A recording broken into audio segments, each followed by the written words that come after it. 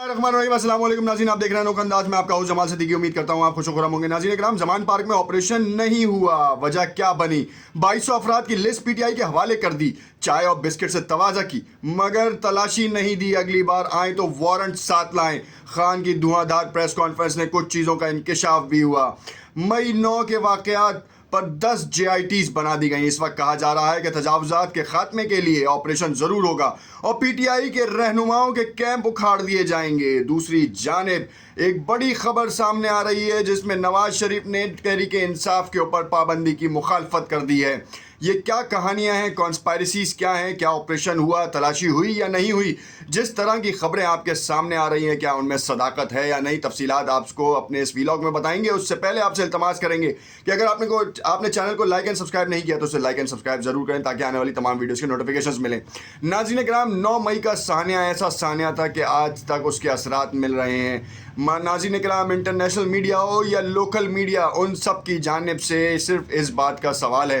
कि core commander Lahore के घर के ऊपर हमला करने वाले आखिर कौन लोग थे? क्या पीटीआई के लोग थे? क्योंकि इमरान खान ने बाकायदा तौर पर यह कहा था अब से कुछ दिन पहले भी कि लिस्ट दें अगर वो मुश्तबा शख्स हैं, दहशत गर्द हैं, या फिर वो लोग हैं जो कि इस मामले में मुलव्विस हैं। क्योंकि आमिर मीर के मुताबिक एक रोज़ कबल 8 अफराद वहाँ से गायब होने की कोशिश कर रहे थे, मुहासरा था और वो गिरफ्तार हुए और फिर रात गए 6 और अफराद जो हैं वो तहवील में आ गए। और उन सब का कहना ये है कि जमान पार्क के एतराफ़ में मौजूद घरों में जो है वो लोग छुपे हुए हैं और इसी वजह से 400 एहलकारों का लश्कर लेकर तलाशी लेने की बातचीत की जा रही थी। आमिर मीर अपने बयान के मुताबिक ये उनकी तफसीलात थी। अब तने तनहा ये जो कहानियाँ सामने आ रही थी कि ऑपरेशन होगा, न्याजी साहब को दोबारा गिरफ़्तार कर लिया जाएगा, तहरीक इंसाफ पर पाबंदी का मुतालबा किया जाएगा, और कुछ खबरें ये भी आई कि आर्मी एक्ट के थ्रू जो है वो इमरान खान के ऊपर मुकदमा बनेगा। मगर सियासी सूरत हाल में नरमी आती दिखाई दे रही है जब बाकायदा तौर पर मुज़ाकरात के लिए कोर्ट के हुक्म के ऊपर जो है वो टीम आज गई और TORs को जो है ना वो सेटलमेंट करने गई। मगर हमने ये देखा और कुछ लोगों के बयानात भी सामने आए कि जिसमें इमरान खान के बेडरूम तक जो हैं वो एहलकार, 2 कमिश्नर जो साहिबान जो हैं वो पहुँचे हैं और उन्होंने बाकायदा तौर पर देखा। अब सिनेरियो ये है कि ये ऑपरेशन हुआ या फिर तलाशी हुई, मुश्तबा अफराद के हवाले से पूरे घर को देखा गया, या जो कहा गया कि लास्ट टाइम जिस तरीके से क्लाशनकोफ निकल गई थी और क्लाशनकोफ निकलने के बाद एक नया जो सानिया था, वो एक नया कट्टा जो है वो खुल चुका था कि जमान पार्क जो है वो असला रखने की जगह भी है। और बिल्कुल ऐसे ही कारनामा सर अंजाम दिया गया जैसे MQM के वक्त में जो है वो यहाँ पर, पुरानी MQM के वक्त में अजीज़ाबाद के घर से जो है ना वो इतना असला बरामद कर लिया गया और एक लम्हा फ़िक्रिया था कि ये इतना असला कहाँ से आ गया एक घर के अंदर। खैर वो एक अलग तफसील है, उसकी भी तफसीलात सामने आ सकती हैं, मगर उससे पहले आपको बताऊं कि इसी वजह से जो मामला था, जो लोग टीम आई और टीम को जो चीज़ें दिखाई गई मंजर आम पर, आपको अभी कुछ देर पहले ही हमने अपनी स्क्रीन्स के ऊपर दिखाया भी कि किस तरीके से टीम आई थी। अब हुआ क्या, कहानी क्या हुई, मैं आपको तफसील से बता देता हूँ। जैसे ही टीम आई, टीम के एहलकार जो हैं वो अंदर जमान पार्क के अंदर आ गए, मगर खान साहब ने एक नई चाल चली। खान साहब ने ट्विस्ट दे दिया। खान साहब ने ट्विस्ट ये दिया कि इंटरनेशनल मीडिया, लोकल मीडिया और यूट्यूबर्स, डिजिटल मीडिया बेसिकली, उन सबको उन्होंने जमान पार्क में बुला लिया क्योंकि मीडिया की मौजूदगी में ये काम होना था। अब मीडिया ने एक हद तक, जहाँ तक जो उनकी रसाई थी, उन्होंने जो है उसे रिकॉर्ड किया। अब वो जो पूरी चीज़ें इंटरनेशनली ब्रॉडकास्ट हो रही थी वो सामने आ गई कि किस तरीके से गए, कहाँ गए, किन किन जगहों की चीज़ें लीं। फिर खान साहब की सिक्योरिटी के हवाले से जो उनके मामलात देखते हैं, उन्होंने एक छोटी मीडिया टॉक की। उन्होंने कहा हमने तो चाय और बिस्किट से तवाज़ा की है और अगली दफ़ा जब आएंगे तो फिर आप जो है वारंट लेकर आएंगे। और उसके कुछ देर बाद इमरान खान ने बाकायदा खिताब किया और उस खिताब में उन्होंने कहा कि 2200 अफराद की जो लिस्ट कही जा रही है, बेसिकली तो उन्होंने तो ये नहीं कहा, उन्होंने कहा कि मुश्तबा अफराद के बारे में जो बात की जा रही है, मुश्तबा अफराद अगर यहाँ पर हैं, वांटेड का लफ्ज़ उन्होंने यूज़ किया कि वांटेड और दहशतगर्द में फ़र्क है। अब वांटेड जो है ना वो लोग मुश्तबा में ले जाते हैं और दहशतगर्द में ले जाते हैं, डेफिनेटली वो एक टर्म है जो हमारे यहाँ जनरली यूज़ होती है। आमिर मीर के मुताबिक जो है वो ये कहते नज़र आते हैं कि हमने लिस्ट भी दे दी, हमने रिक्वेस्ट भी कर दी, हमने बाकायदा डायलॉग्स भी कर लिए। अब ऑपरेशन होगा तजावज़ात के ख़ात्मे के लिए। تجاوزات کیا ہیں؟ زمان پارک کے باہر جو کیمپس لگے ہوئے ہیں، اور وہ کیمپس کسی اور کے نہیں، وہ صرف اور صرف جو ہے نا وہ سیاسی رہنماؤں کے ہیں، اور وہ سیاسی رہنماؤں سینئر سیاسی رہنما جو کہ پی ٹی آئی سے تعلق رکھتے ہیں اور اس وقت جیل میں موجود ہیں۔ حماد اظہر، مراد سعید اور متعدد ایسے رہنماؤں کا نام بھی لسٹ میں موجود ہے جو کہ مطلوب ہیں، اور یہ التجا کی گئی یا التماس کیا گیا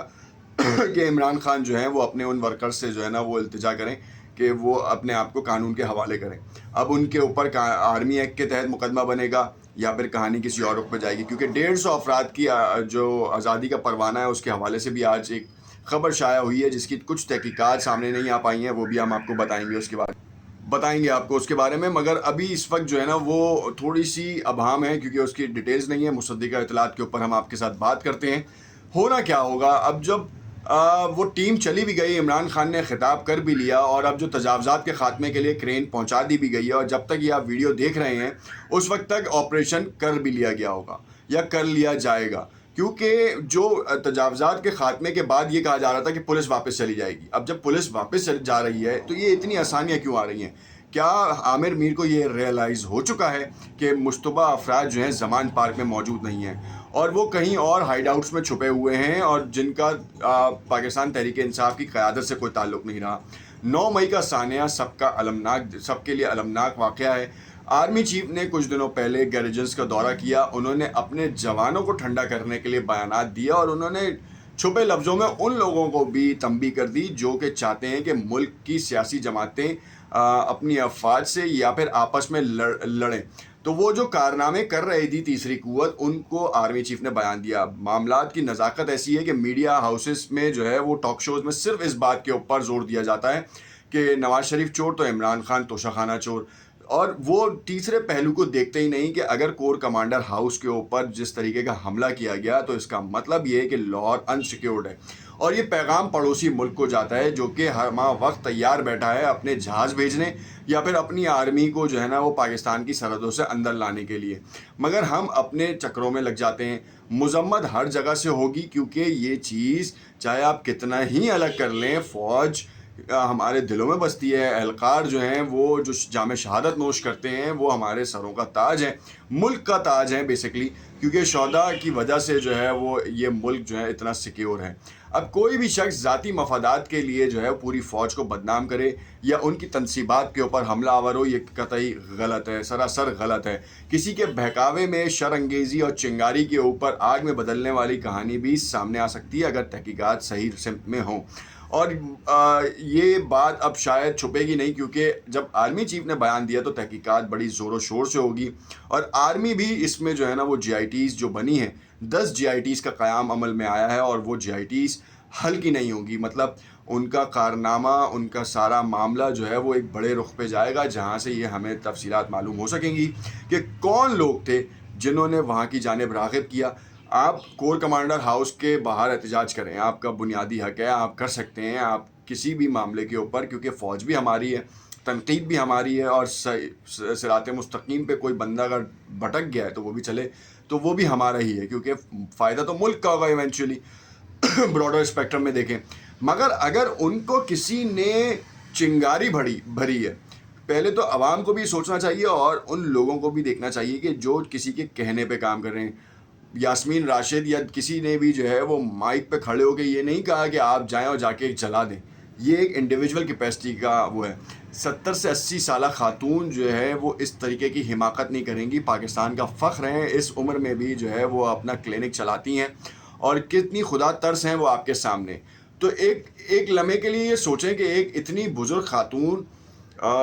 جو پاکستان میں جو ایک ایوریج ایج ہے، کہنے کا مطلب یہ ایک ایوریج، اللہ پاک ان کو صحت زندگی ضرور دے، دونوں دے، اور بہتر مستقبل کی جانب جو ان کی کاوشیں ہیں وہ بھی پوری کرے۔ انہوں نے اپنی ساری زندگی جو ہے نا وہ لوگوں کی مدد کی ہے، خواتین کے حوالے سے وہ مشہور ہیں